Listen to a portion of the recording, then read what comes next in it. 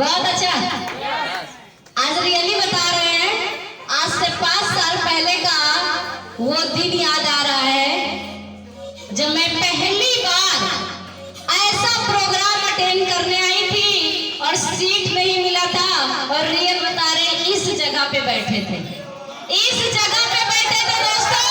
और बात किया जाए, ऐसा रिकॉग्नाइज किया जा रहा था, इतनी भीड़ नहीं थी, इतना ज्यादा व्यवस्था नहीं था, इतना गजब का हॉल नहीं था, इतना सब कुछ नहीं था, लेकिन फिर भी मैंने ड्रीम सेट किया, मैंने एक सपना सजाया कि जो यहाँ पे आज चढ़ रहा है, अवार्ड ले रहा है, रिवॉर्ड ले रहा है और बोला जा रहा है इतना दिन में इतना इनकम, उसके भी 2 हाथ पैर है और तेरे भी 2 हाथ पैर है। रीजन क्या है कि तू भी स्मार्ट वैल्यू कर रही है और वो भी स्मार्ट वैल्यू कर रहा है, लेकिन उस स्टेज पे नहीं गई। दोस्तों रोए थे और रोते हुए कसम खाए थे, और आज देखा जाए उस कसम को, उस ड्रीम को पूरा कर पाए। मैं चाहती हूँ ये सब कुछ जो हो पाया वो मेरे सारे ग्रेट अपलाइन एंड सारे business associate and best platform smart value की वजह से। तो इन सभी के लिए जबरदस्त क्लैपिंग होना चाहिए। दोस्तों थोड़ा सा अपने बारे में बताना चाहेंगे। ऐसा तो बहुत सारे लोग मेरे बारे में जानता होगा, बट आज थोड़ा सा एक बार ताली होना चाहिए लाइक आने। हम इतना लोग का इतना दूर तक सबका आवाज जाता है ना, हम माइक के भी कर सकते हैं, कोई दिक्कत नहीं है। तो दोस्तों आज बात किया जाए, मेरा नाम रिंकी कनौजिया। आज से 5 साल पहले दोस्तों सिस्टम को ज्वाइन किए थे, और ज्वाइन करने का एक उद्देश्य था, एक सोच था, क्योंकि आज जिस गरीबी स्थिति से निकले थे दोस्तों, जिस गरीबी स्थिति से आज निकल के यहाँ पे खड़े हैं, आज बैक सोचते हैं तो दोस्तों जब भी सोचते हैं आंख से आंसू आता है कि रिंकी वही लड़की तो थी जिसके पास में अपना खुद का नया कपड़ा पहनने का नहीं होता था, लेकिन आज के डेट में देखा जाए स्मार्ट वैल्यू के बदौलत आज बहुत सारा अचीवमेंट कर पाए दोस्तों। ताली होना चाहिए।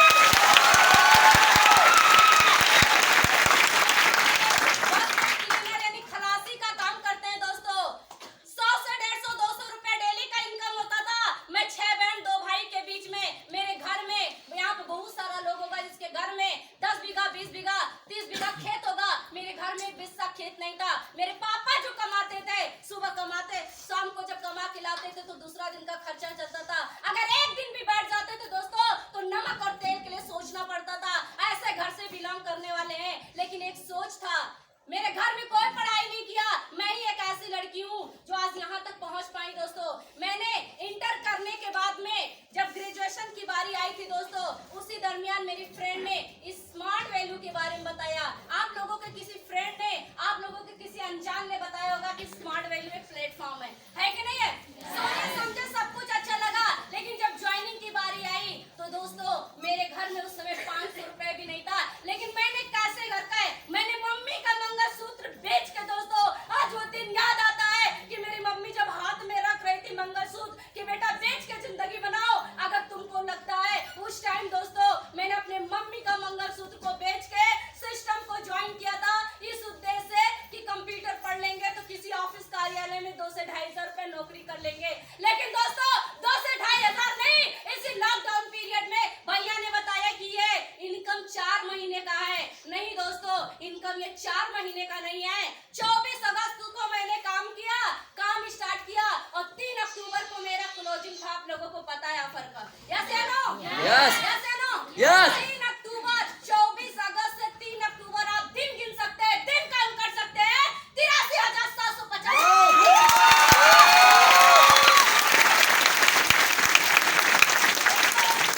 बात किया जाए तो आज मैं बहुत ही पुअर फैमिली बिलोंग करती थी, लेकिन आज यहाँ पे सब कुछ, अगर मैं अपना इंट्रोडक्शन फुल बताने जाऊंगी, क्योंकि इतनी कठिनाइयाँ, इतना संघर्ष, इतना दुख जो झेला है मैंने, शायद अगर उस चीज के बारे में बताना चाहेंगे तो पूरा दिन निकल जाएगा।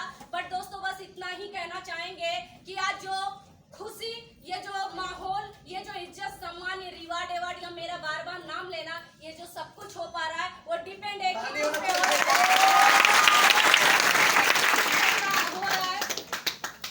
कि आज के डेट में देखा जाए, मैंने यहाँ पे स्मार्ट वैल्यू तो हर कोई करता है।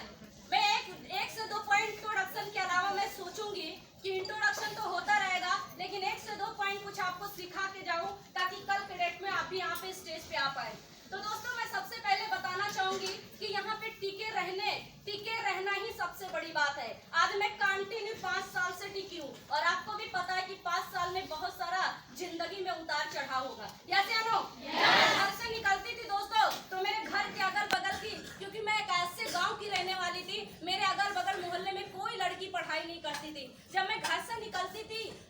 निकलने के बाद में जब मेरे अगल बगल की चाचा चाची या पड़ोसियों का क्या होता है, औरतों का क्या होता है, जब तक आप रोड पे या गाड़ी पे बैठ के चले नहीं जाओगे, जब तक ताका झांकी लगाए रहते, किसके साथ जा रही है, कैसे पहनी है, कैसे क्या कर रही है। दोस्तों पूरा मेरा देखा जाता था।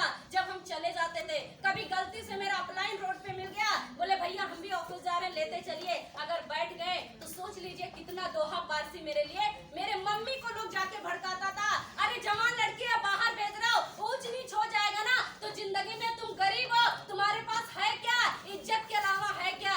जब मैं घर पे आती थी तो यही 4 बात मेरी मम्मी मुझे सुनाती थी। मम्मी से एक ही बात बोलते थे, मम्मी आपको लोग बोलता है इज्जत के अलावा आपके पास है क्या। मुझे तो नहीं लगता है, क्योंकि गांव में फलाना का लड़की भाग गई है, उसको भी उसी लाइन में बैठा के बाराती में या न्योता में खाना खिलाया जाता है, और मेरे पापा को भी उसी लाइन में खिलाया जाता है। फिर कैसा इज्जत, उसको भी वही इज्जत, उसको भी वही इज्जत, तो कैसा डिफरेंट कोई इज्जत है क्या?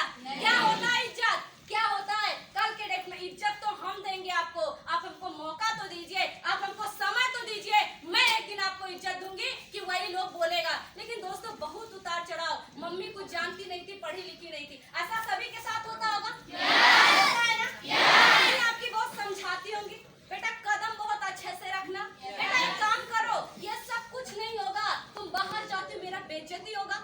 बोलता है कि नहीं बोलता है? रिश्तेदार लोग क्या बोलता है, रिश्तेदार वाला सबसे ज्यादा जो बोलता है वो जी लोग बोलता है कि नहीं है? जीजा नहीं बनता है, ऐसा बनता है कि घर का पूरा खर्चा वही चलाता है, ऐसा बनता है ना।